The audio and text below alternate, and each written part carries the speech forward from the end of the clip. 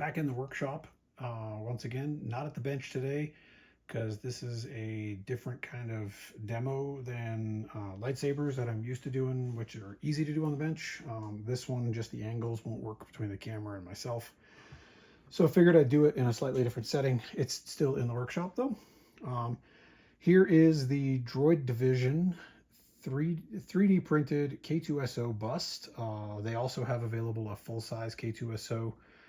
Comes out to like 7 feet tall, which is absolutely amazing, but I have no room for it no matter where I am. I've taken the animatronic eyes option that was linked to a Google Drive when you buy the files from Droid Division and have expanded upon it. So the original animatronic eyes include 2 servos that allow you to move the eyes up, down, left, right, as well as add neopixels so you can light the eyes up. To go along with that, I've added sound, and to go one step further, I've added a web control for this. So I'm using a Fire tablet here. You can see this is the web control. Top of the screen, the arrows are for the eye positioning control. Directly below it, you see a couple of color blocks. That changes the color of the eyes. And then those first 2 buttons add some animation. And then you can control the brightness with this first slider.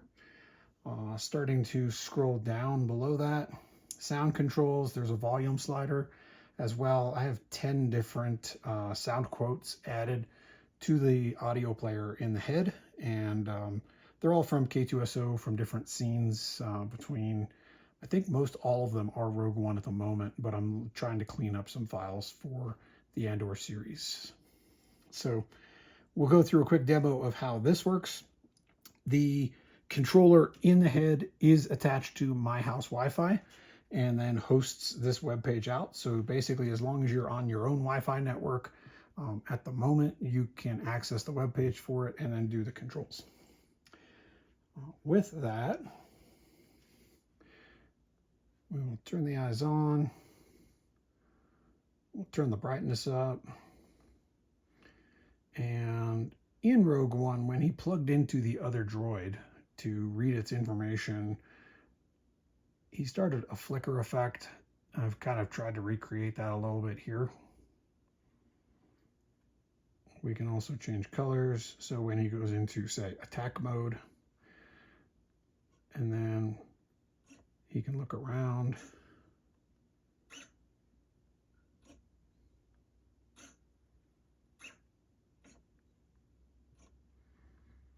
Kind of creep people out if they're not really wondering, if they're not really aware of what's going on. And then, of course, to really creep them out, please refrain from touching me. Stand back immediately. The captain says you are a friend. Please do not resist. The captain says you, and there's a fresh one if you mouth off again. Why does she get a blaster and I don't? That's kind of the quotes that I've got. The volume control, I can show you it. It may be harder to pick it up when I turn it down a fair amount. So it does have a pretty good volume control on it. Please refrain from touching me. Stand back immediately. And then the brightness again, I can turn down, way down to save on battery. And we will flip to I'm going to go put the tablet away and we'll show you what the insides of this is currently looking like. Okay, so the Droid Division files, they go together extremely well. He's got perfect tolerances on all the printed parts, so everything fits together very neatly, very nicely. Makes also painting, prep, weathering, and the animatronic eye install so easy. So we'll go through. The dome of the head comes off. There are some notches and tabs kind of in there built in so that it doesn't just slide away. And from there, you just kind of lift it up a little bit. I just usually kind of grab behind and from the eyes, lift up a little bit. And you're going to see there's a small battery pack here. I am running it off of what used to be a USB, we'll say cell phone charger, so to speak. I've got a little bit of an extra cable on it, so I'm able to take this, lay the head aside, and be able to attach that.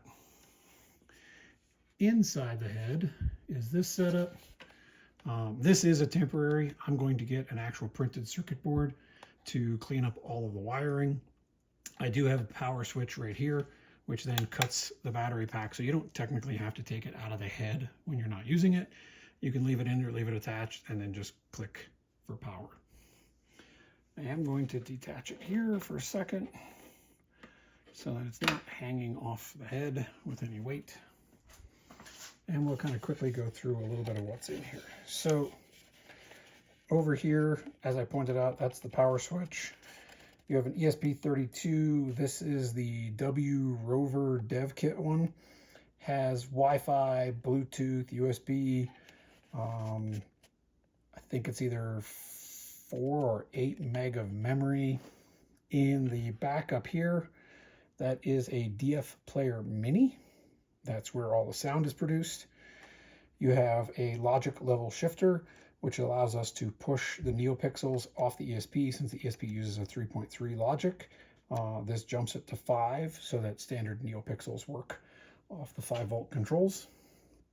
This 2-pin header is wired for the speaker. You'll see I've just wrapped the spare wire up this way, and it goes out this way. The speaker is on the opposite side of the DF Mini. The DF Player Mini on the front side so that it kind of shoots sound out through the eye sockets. You have a PCA, probably going to get the number wrong, 9865 servo controller, and that attaches directly to the ESP32 to run this servo, and this servo, which then allows you to, this servo and this servo, which then allows you to move the eyes left, right, and up, down. And you can't see them, but you can see the wires right here and here to go to 2 8-pixel NeoPixel jewels from Adafruit that provide the lighting for the backs of the eyes. And then, as I was mentioning, the eye sockets, because the eyes themselves are inset a little bit, that vent there, the grill provides a great sound venting from within the head to allow you to get sound that people can hear when you're out around. The board is mounted to the flat piece here. And right now I've only used 2 screws. There's 2 more that I can put in when I finalize the build. And this board comes out. There is a piece that you glue into the head socket. And that piece that I've glued into the head socket, I've also put a couple of heat set inserts in to allow screwing these down a little more secure. And that pretty much covers, I think, about everything. It's been a fun, great, and frustrating build. I've learned a bunch because I've never previously played around with the ESP32s. I've never done a DF Player Mini. The servos were also a new thing for me to deal with. But really happy with the outcome of this one, and I hope you all are too. If you are interested in the schematics, the code, other things, look for a GitHub link in the description.